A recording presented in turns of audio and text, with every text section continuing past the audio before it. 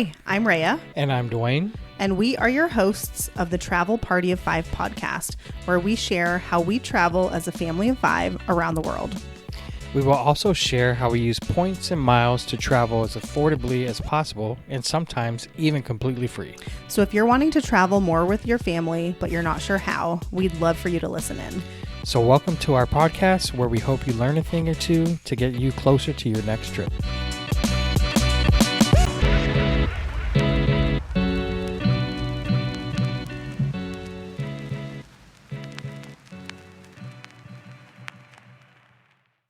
Hi guys, welcome back to the Travel Party of Five podcast. Again, my name is Dwayne. I'm here with my lovely, beautiful wife, Rhea. Hi. So welcome back to the show. Today we have a fun episode. We are going to talk about a recent trip to Washington D.C. we took as a family. But before we get into that, if you've been enjoying these episodes, we'd appreciate it if you left us a review on whatever podcast app you listen to. We would really appreciate it. So let's get into it. We took the kids to Washington, D.C. for the first time. We went the first week of November. We had a great time. So our plan today is just to share how we got there, where we stayed, and things we did, and whether or not we recommend them or not. Yeah, so it was a great trip. The main reason that we went on this trip was actually to see my sister. She lives about 2 hours outside of DC, but we figured we might as well tack on a few days in DC since it's kind of a trek coming all the way from Phoenix. We flew on Southwest, of course. We used our 2 companion passes, and so we only had to buy 3 tickets. As a little side note, if you're wondering how to get a companion pass, we talked about that in episode 1, so would highly recommend listening to that. And we used points to buy those 3 tickets. And I think that those were the last of our Southwest points that we earned from opening the cards to get the companion passes. Also, before I forget, one really great thing about Southwest is that if the flight that you have purchased, whether it's with points or cash, it doesn't matter. If that flight goes down in price / points, you can edit your reservation and get get the points or cash difference refunded. So I actually did that twice with this trip specifically and ended up saving us like 20,000 points. It is a bit of a pain to do that when you have your companions already added, because you have to basically cancel them and then rebook the flight for the less points and then re-add the companions. But I think it's still worth that small hassle to save that many points for sure. Yep, totally worth it. And Southwest doesn't fly straight from Phoenix to Dulles, so we had a quick layover in Denver on the way there. I mean, we literally walked off one plane and walked onto another, like 2 gates down. But we did have one of the Southwest agents in Dulles tell us that they are going to do a direct flight. That's true. I forgot about that. Yeah, he did. He said starting soon, I think. Yeah, he was like, we're going to have a nonstop flight. Yeah, so that would be... Yeah, I forgot about that. That's a good call. Okay, so for this trip, we had some logistics to plan out. And again, by we, I mean Rhea. Again, we were traveling party of 5, so we had a kid in a car seat, another in a booster. We had to rent a car, and, lugging around a car seat in a booster through airports, layovers, it's not something fun. So we needed to find a way to get from the airport to our hotel without using the car. But fortunately, DC has a great public transportation, and we were able to pretty easily take the metro directly from the airport to the hotel. Yeah, because he said we rented a car, but we weren't picking up the car until the second half of our trip. So we needed a way to get from the airport to the hotel without being in a vehicle. And so, I mean, it was easy. It was very easy to take the metro. Very easy. I kept looking it up, and it made it seem like we were going to have this super long walk between the airport and the metro. And I like had this vision of us dragging all of our kids and all of our suitcases and our stroller and everything down the side of like this busy street in the like snow and cold. But it was not like that at all. The metro actually connects to the airport basically. And I mean, we never even stepped outside, I don't think. We followed the signs for the metro. And I mean, yeah, it was about a 45-minute ride with quite a few stops, but Yep. 3 kids, 5 suitcases. And then we brought an umbrella stroller, which was very helpful. yeah. So we stayed the first 3 nights at the Grand Hyatt Washington. This is a hotel, or this hotel is a Category 4 Hyatt. It costs about 15,000 points a night on average. Very nice hotel. Would definitely recommend it.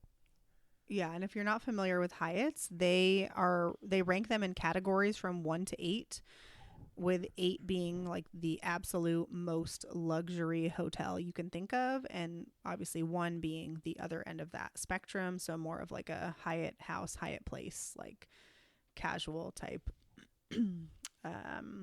stay. And the points per night are based on the category the hotel falls in. And they have regular rates, which is, as Dwayne mentioned, the 15,000 points a night. But they also have on or off peak, which I think for this hotel, off peak is 12,000 points a night and on peak is like 18,000 points a night. So you're going to be somewhere between 12 and 18K points per night to stay here. Which isn't a lot. Right? No, I mean, no, it's a good amount. Yep. I mean, with 1 sign-up bonus, you could get 5 nights, I think. Is my math right? 1, 2, 3, 4, 5, 6 nights, maybe, for a 90K sign-up bonus. So what did you think of this hotel? I thought it was great. It was a fantastic location, pretty walkable to a lot of things.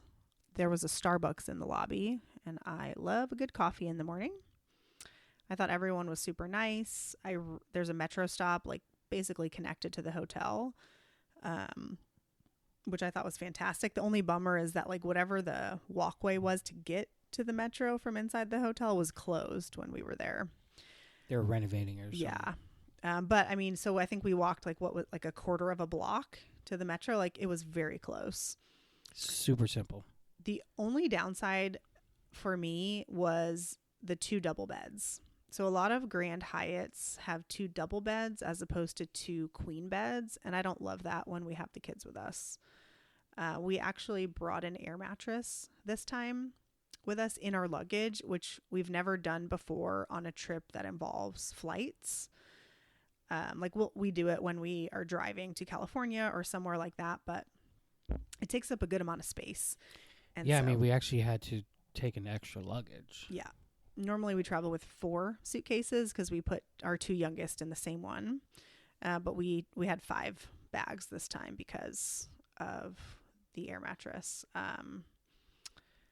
But so how we set it up is our oldest sleeps on that. And then our youngest she's 3. She still fits in a pack and play. She's pretty small for her age. Which he's never thrilled about either, I might add. I mean, I don't think she minds it. No, I'm talking about Dominic, the oldest, sleeping on the air mattress. Oh, our oldest hates it. He hates sleeping on the air mattress. But I mean, he's the size of a small adult, so that's not going to change anytime soon. And then our 6-year-old, we just alternated whose bed he slept in because he likes to move around all night, every night. And so it's not the most restful sleep next to him. What did you think of the hotel? Like I said, I thought the hotel was great. Lobby was nice. I'm in the hotel industry, so I always got to check out like the meeting space and the foyers and all that. And I thought it was great. Very open. I thought the staff was great. We were even greeted by the director of security one day, and he gave our kids some badges. Right. Yeah, he gave the kids little stickers. Yeah. I mean, not to throw anybody on the bus, but our director of security does not do that at my hotel. So I thought that was a great gesture. Housekeeping was also really great. They noticed that we were a big family, so they left us extra towels, lotion, shampoo, Water. water. Yeah, and usually, that hasn't happened to us before, I don't think. So this lady was familiar with having a family, I think. Yeah, And she definitely saw like, oh, the air mattress, the pack and play, like the 5 suitcases. So she yeah. hooked us up. And yeah, we were very grateful for that. I made sure to tip her the next day that I saw her, and she was very grateful for that. She started like handing you all just these handing me toiletries. water, more shampoo, more lotion.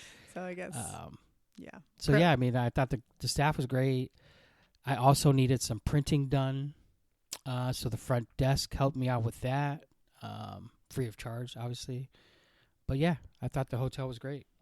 So you planned out most of our DC itinerary. Do you want to share what it is that we did? Yes. Yes. So at least I can share like the first kind of part, and then maybe we can. Anyways, yes. Okay. So the first thing that we did was I scheduled us for a White House tour. So this was the top of my list as a must do, and I'm pretty sure out of all of us, I was the most excited about it. I don't know that the kids were too thrilled. So yeah, I don't really think they knew exactly what we were I don't getting know. into.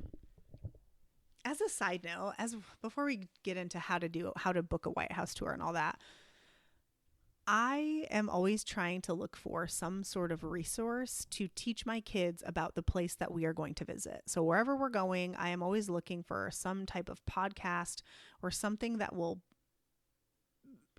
educate them on, for example, the history of Washington, D.C. Like, I thought that would be a great little educational something for them to listen to that was, at their level that they could understand and find interesting. And I haven't been able to find a good podcast that does this. And so I think if you know one, please send it to me on Instagram, travel_party5, the number 5.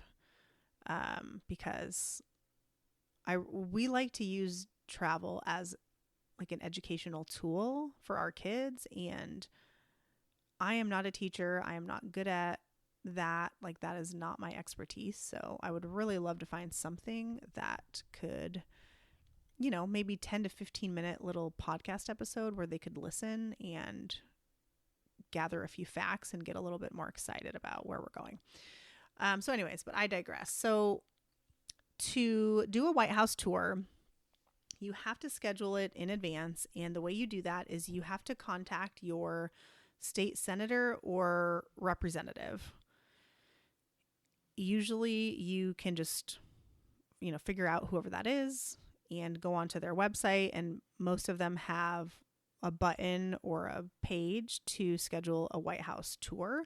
And so you fill in your information. And I think you have to do this no more than 90 days prior, because the first time I did it, I was too early, meaning it was more than 90 days before we left. We have established that I am nothing else if not a planner.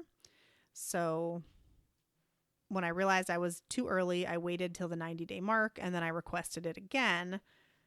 Except apparently if you request early, I think they still wait to add you like at the correct time. So I was getting emails left and right about this tour. And so it was a little bit overwhelming. But basically they send you a questionnaire to fill out, and you fill it out. You say like the names of everyone in your party, the dates and times of your trip, the preferred days you'd like to do the tour.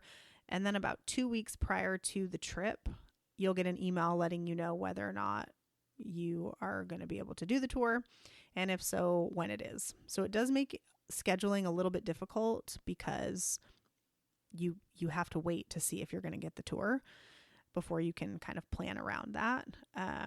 Ours happened to be 9:30 in the morning the day after we arrived. So we did breakfast at the hotel. It was a buffet, and then we walked to the White House. I think it was like a 10 to 15 minute walk. Is that right? Yeah, it was about 15 minutes. It was about, what, 6 blocks probably? I have no idea, but Yeah. I know it wasn't very long.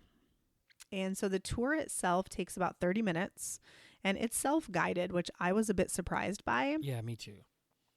I would have actually liked someone to walk me through and kind of talk about each of the rooms.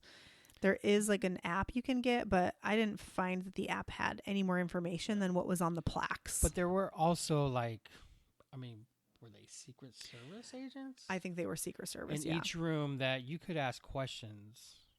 Yes. And I will say the ones that were asked questions Gave pretty good and informative answers. Yeah, they were really knowledgeable about the room that they were in. I think I just didn't know like what questions to even ask them, you know? Yeah. But it was cool to see all the different rooms. And I think, was it you that was telling me after the fact that like they only do tours in the morning, and then someone goes through and like basically puts everything away? Because it's like, what are those things called? Like the ropes, I guess. The rope and stanchions. Yeah. So they have ropes and stanchions that to block you off, kind of guide you through. Yeah. So the rooms are blocked off, but you can walk by them. And like they roll up the carpet so that you don't step on it. Did you notice that? Yeah. And then so I guess after everyone leaves, they put it all back together, and they do that every day. So interesting. Yeah. Because it's still the White House, and we did ask if the president was in, and he was in that day. Yep. We did not see him though. Afterwards, we went to the White House Visitor Center, and all 3 kids got sworn in as junior rangers. And so they got a little activity book. They got a couple of little badges, and they thought that was super fun. They had to like raise their right hand and repeat after me kind of a thing. And then we went to lunch. So we went to Old Ebbitt Grill, which is literally a 5-minute walk from the White House, both the visitor center and the White House itself. And we really enjoyed that. That seems to be like kind of a DC staple from everything that I read, and the food was good. Yeah, food was good. We got there right in time because no one was there when we got there. But then when we left, it was pretty packed. And there was some kind of congressman or I forgot about that. Somebody that had walked in to eat lunch. Yes. But I don't know who it was. Yeah, I don't know who it was either. I don't know. It wasn't anyone like super famous, but it was definitely some kind of congressman walking in with his security. Yeah, and food was good. Yeah, food was good.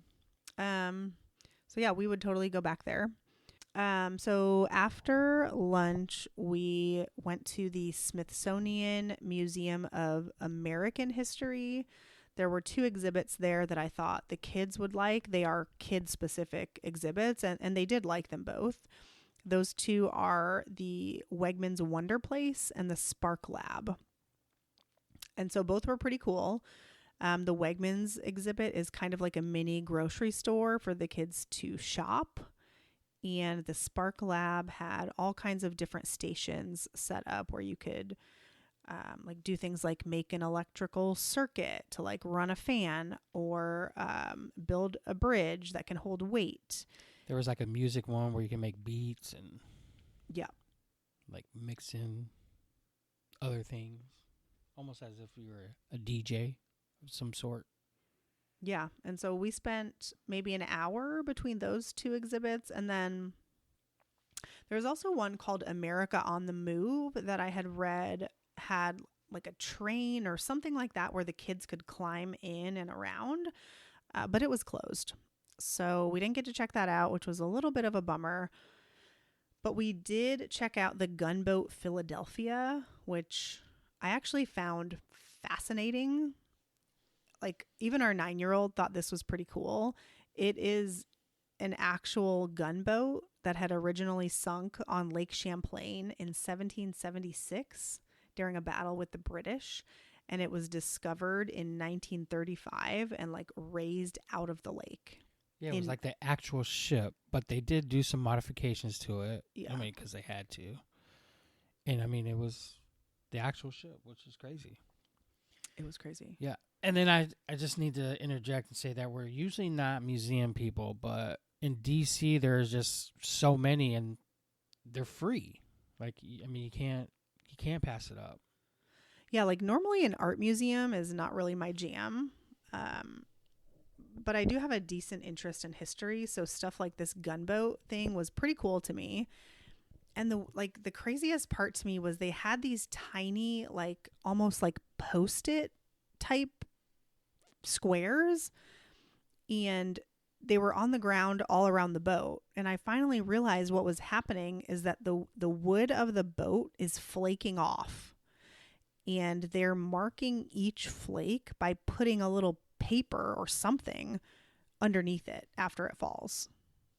I mean, this boat was legitimately sunk by a cannonball 250 years ago, and now we get to look at it. Like, that is pretty cool. Pretty crazy. So what do we do? Oh, so then we walked basically next door to another Smithsonian, which was the Museum of Natural History. And that's the one with all the dinosaurs, and they have like a great white shark megalodon suspended in the ceiling, and the kids like that too. What do you think was the coolest part of that museum? It was the part where those people were actually cleaning off, or I mean, yes, it's like a lab, like a real lab. Like a lab where they're working, and they're what's the word I'm looking for? Excavating actual fossils from like rocks that I don't know where they were from, but there was one lady doing that, or there was two people doing that. There was one girl that was drawing, like, I don't even remember, but she was like looking through a magnifying glass. She was looking through a microscope, and she was drawing like some type of like fossil bone, I think. Like yeah, it was crazy. It was. That was definitely the coolest part, I thought. I was a little disappointed in the dinosaurs, though, when we realized that they showed us which fossils were real and which weren't. Yeah.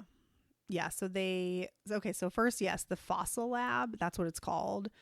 I mean, it is like legitimate employees who are like unpacking new fossil shipments. They're excavating fossils, like you said, and they're like illustrating them, which is also what we saw. And so that was really cool. And our 9-year-old thought that was awesome. He loves dinosaurs.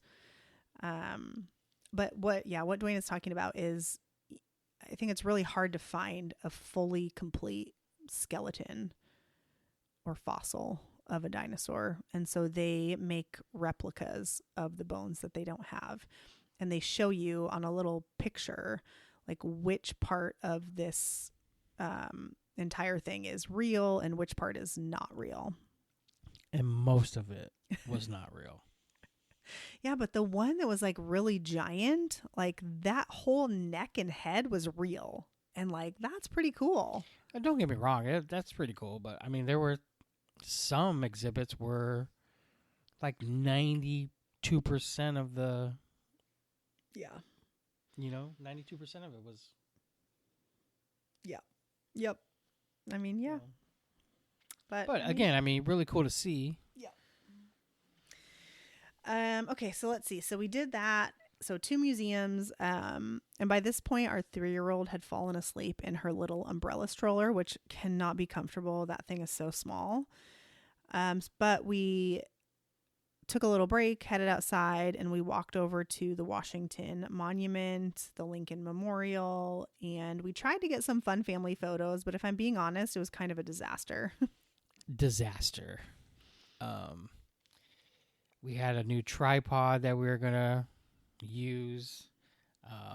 It wasn't working out like we hope it would.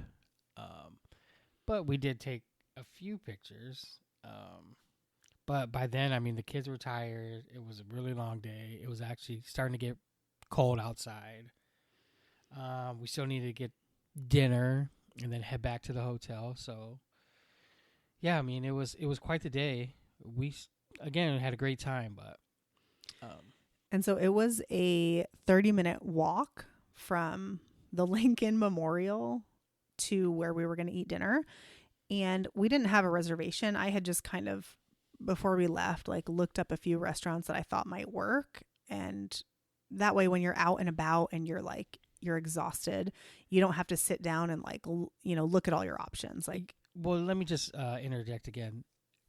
We were so tired because we walked everywhere. We couldn't take Ubers because we had 3 kids, So yeah, I mean, we did quite a bit of walking every day. Yeah. And I mean, like our kids they were pretty great about it. They were actually.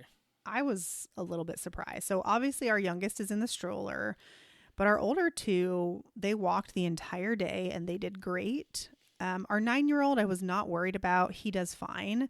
But our 6-year-old is like pretty whiny when he's tired.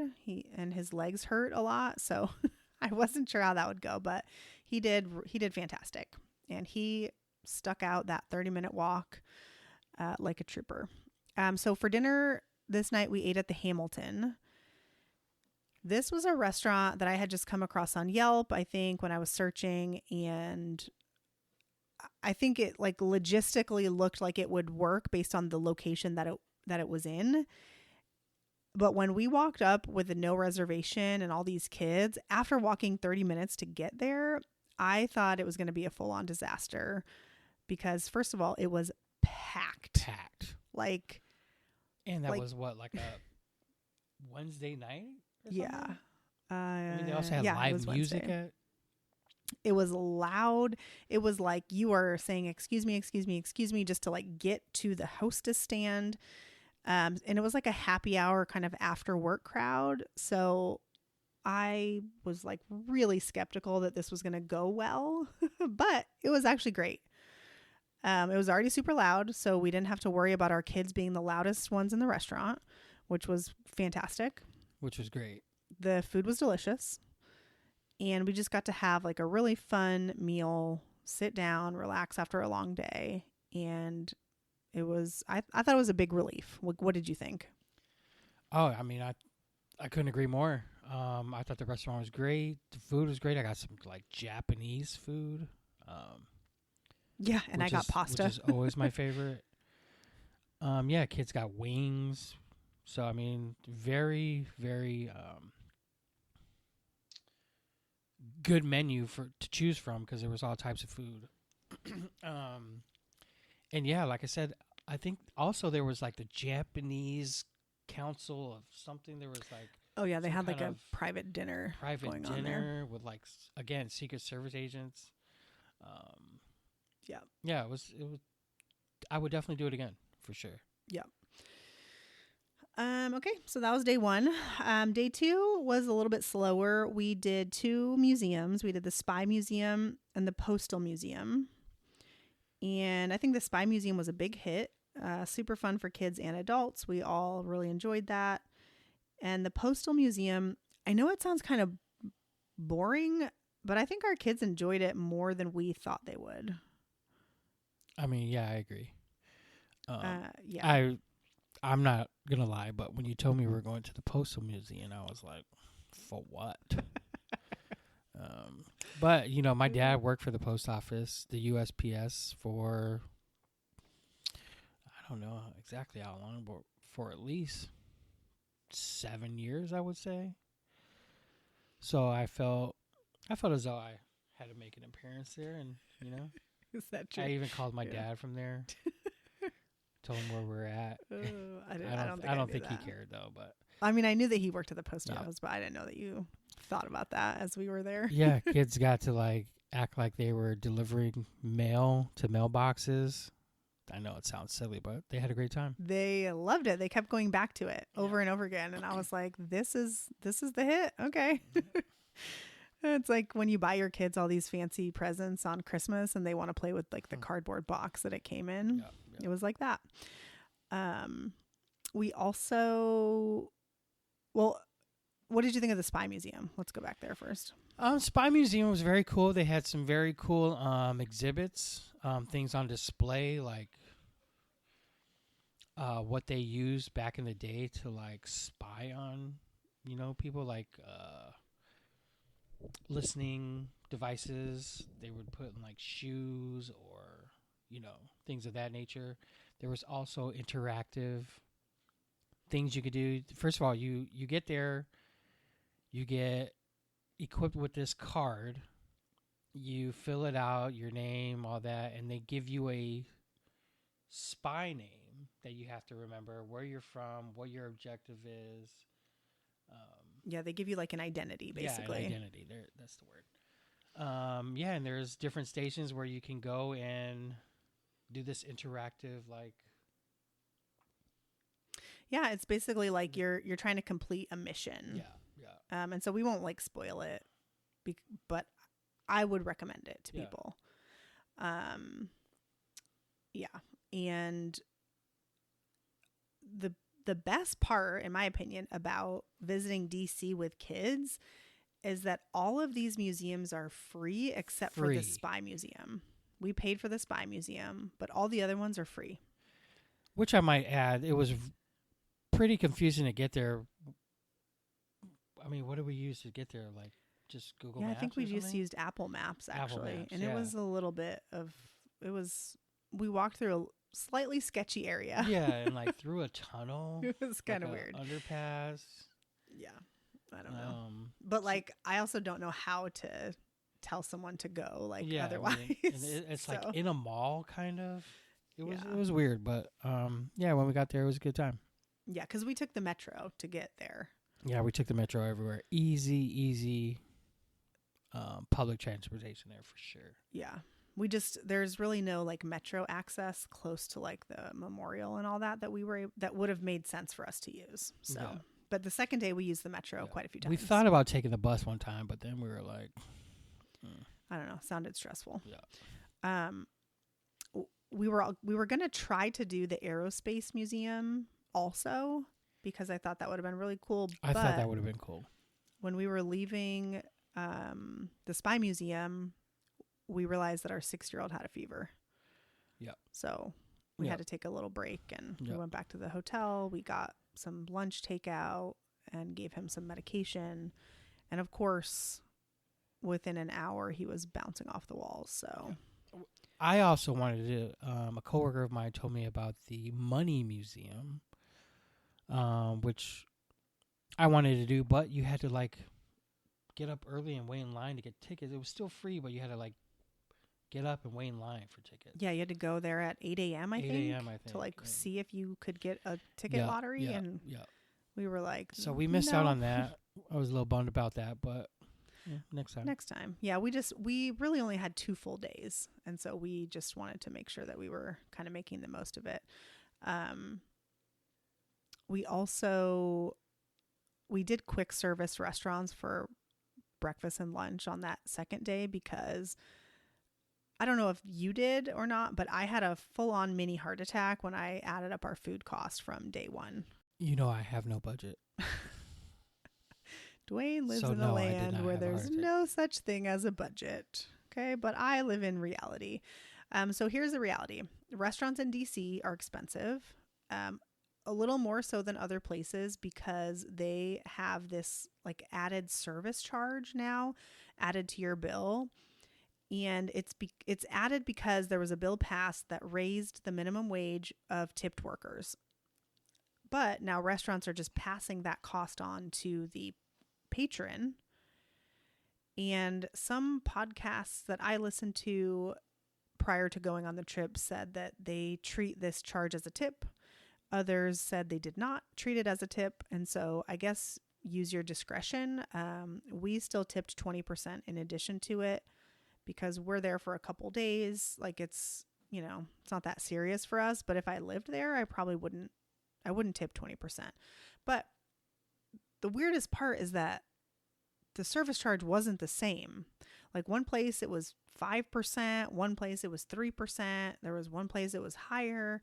So it's pretty confusing. And I guess just, do what feels right to you. Yeah, and then we headed into Chinatown to grab some dinner. You wouldn't recommend the restaurant? I mean, I don't think I would. Were we? I forget. Were we looking for somewhere else and stumbled upon this? No, I was looking for like dim sum actually on Yelp, and this was a place that had came up, but they did not have dim sum. So I don't know. And I mean, I think I was also looking for ramen because it was cold. Yeah. We thought like some ramen would be good. And our kids love Asian food. So, but I thought that the gyoza was pretty good, but Dwayne said it was some of the worst gyoza he's ever had. Was not my favorite. I don't know. But I mean, our oldest got wings. He's definitely a wing fan. But Yeah. and those were pretty good. Those were good. Yeah. But I got ramen. It wasn't. I forget good. What did I get? Some like kung pao chicken or something. Whatever. I didn't think mine was bad, but I definitely thought the wings were the best thing we got. And then you got the ramen. Yeah, it was. Wasn't that very good. No. Yeah. So we probably wouldn't recommend that. And that was the end of day 2. Yeah. Right? And so then that was about it in DC. So our third day was breakfast at the hotel again. Yep. Check out, pick up the rental car. Yeah. So Dwayne actually took an Uber to pick up or a Lyft, I think, to pick up the rental car and brought it back while I got all the kids ready and out of the room. And then we drove 2 hours to Harrisonburg. Yep. In the pouring rain, which I enjoyed because it never rains in Arizona like that. Yes, we had really good weather. So really good weather the first 2 days to be out and about walking around DC. And then it rained on the third day, which was great because we had no outside plans. So yes. We spent the next 3 days at my sister's house. So we don't have any hotel reports for Harrisonburg, although I do know that there is what I think is a pretty brand new Hyatt place in Harrisonburg, and it looks to be pretty nice. And they also have like a bunch of other main hotels. No, so anyway, we're in Harrisonburg. Checked out a college football game. So we had a few days to spend in Harrisonburg. I mean, we didn't do a ton. We were there to see my sister and to hang out with her and spend time with her. I can tell you that we ate at a few really good restaurants that I'm actually still thinking about. And then we did get to go to a football game. So my sister works for James Madison University. And so we went to their football game on Saturday and they won. So that was super fun. They've had a really incredible season, actually. And so that's been really fun to watch. And then the only kind of like activity that we did besides the football game was we went apple picking in Timberville, I think it was called, Timberville, Virginia, which was about 30 minutes outside of Harrisonburg. Yeah, we got some Granny Smith apples and some Pink Lady apples. It was just great to experience the season change for us. It was fall. Colors of the trees, the weather. We don't get to experience that here in Arizona. So I thought that was great. So like I said, we picked the apples.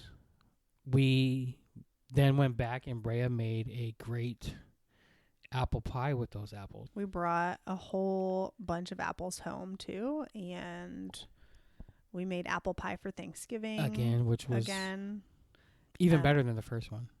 It was really good, yeah. And our kids have been eating them like crazy. Like, I think they're gone. Oh, they're gone. They've been gone, actually. Yeah. Let's talk about the restaurants really quick because I actually really liked. We went to 2 restaurants that were really good and also an ice cream place that was really good. That was probably my favorite. So it was called Grammy's Ice Cream. And it was 35 degrees outside, but it was delicious. Yeah, and they were ran by what?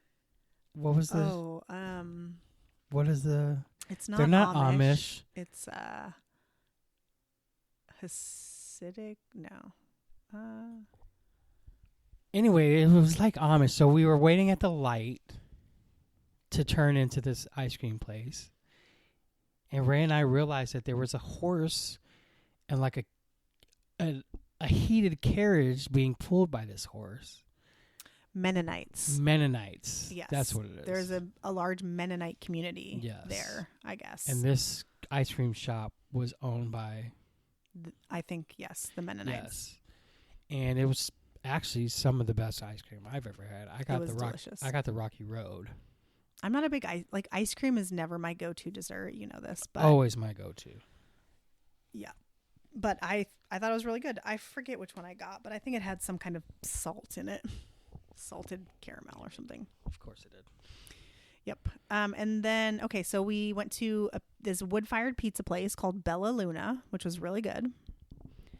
And then we ate at this place called Cuban Burger. This was my favorite place of the whole trip. They have a good menu, but they have something called the Chop Chop. I think is what it's called. Recommended by your sister. Yeah, that's what my sister gets.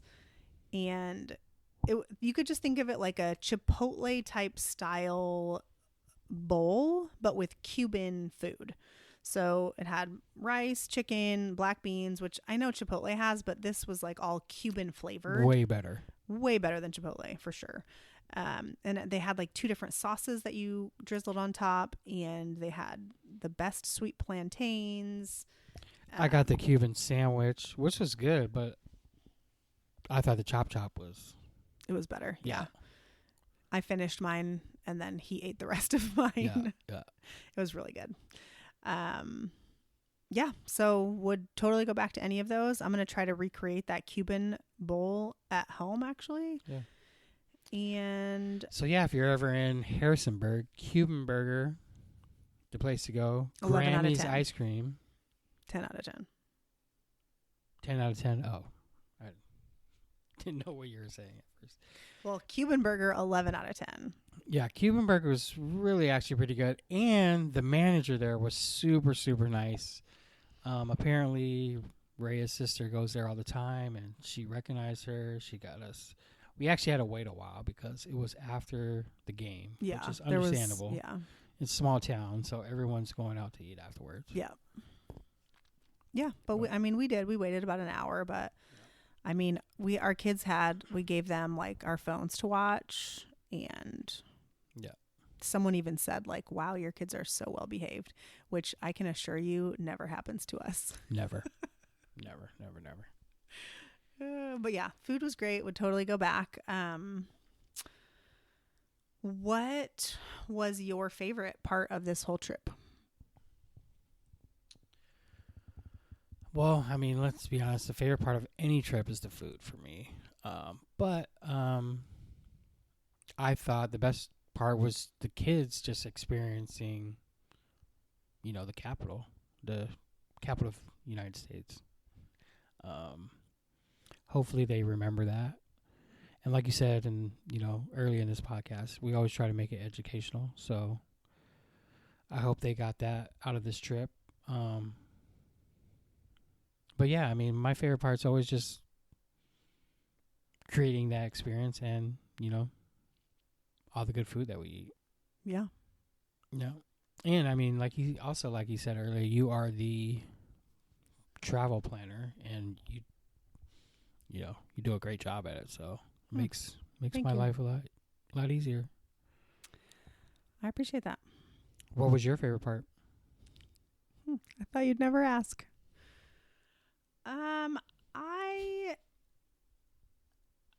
I feel like I'm gonna split it up. So I'm gonna have a DC favorite and a Harrisonburg favorite. So I think my DC favorite was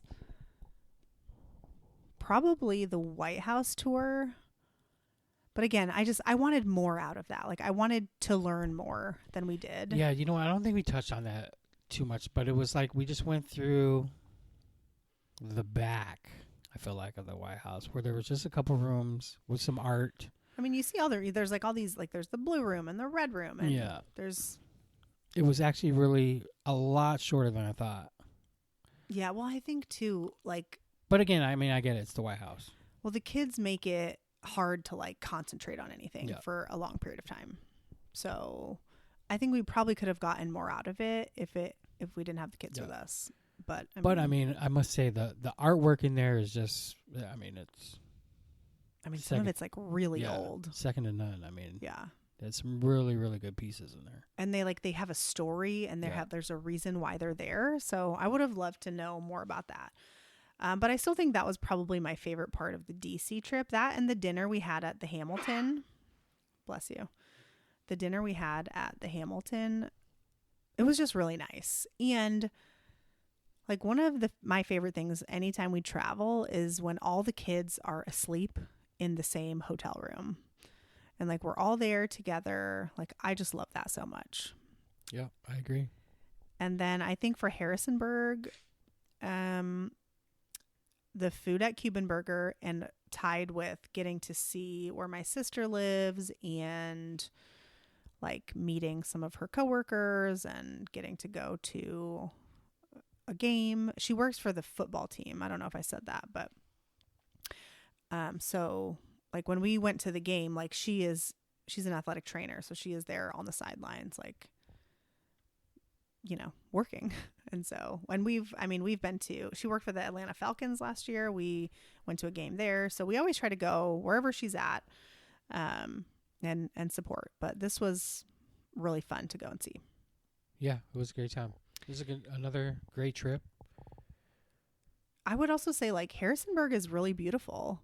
Like the town is really cute. The scenery when we went apple picking, I mean, it's a really beautiful part of the country. It's very different from where we live. Very different. So yeah, I mean, I guess let's wrap it up. So we left Harrisonburg. We drove 2 hours back to Dulles. We dropped off the rental and we got to check out the Capital One Lounge before our flight. Yeah. Again, really nice, but I think we'll save that. Yeah, we need to do a whole episode. Yeah, for sure.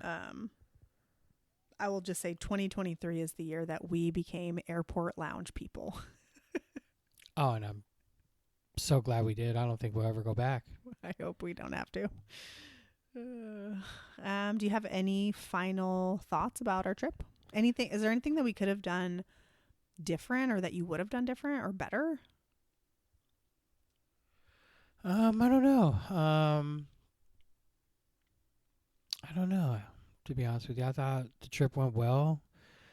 I mean, the only other part I think I would try to change was just we did a lot of walking. And I mean, we were in bed by 8 o'clock every day, you know? Yeah. Well, yeah. I think, I mean, if we had more time, I just, you know, would check out more museums. I thought that was great. Definitely great learning experience for the kids. But yeah, I mean, other than that, I thought